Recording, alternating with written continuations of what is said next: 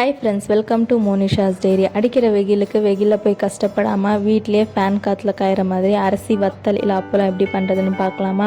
ஒரு tumbler ration அரிசி இருந்தால் போதுங்க. நமக்கு 30லேருந்து 40 அப்பளம் கிடைக்கும். நீங்கள் நார்மல் அரிசி கூட யூஸ் பண்ணிக்கலாம்.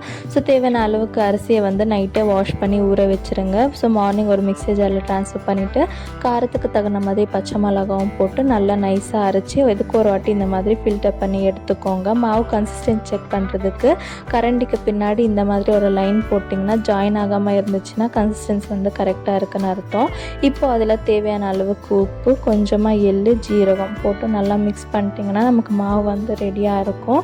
இப்போ ஒரு பாத்திரத்தில் 3/4 அளவுக்கு தண்ணியை எடுத்துகிட்டு நல்லா ஒரு காட்டன் துணி நல்லா ஈரம் பண்ணிவிட்டு ஸோ டைட்டாக கட்டி ரெடியாக வச்சுக்கோங்க. நான் ஒரே ஷார்ட்ஸில் ஃபுல் டீட்டெயிலாக எக்ஸ்பிளைன் பண்ண முடியாது. ஸோ அதனால் நான் பார்ட் 1 பார்ட் 2 அப்லோட் பண்ணுறேன். கண்டிப்பாக செக் பண்ணி பாருங்கள். இந்த வீடியோ பிடிச்சா லைக் பண்ணுங்கள்.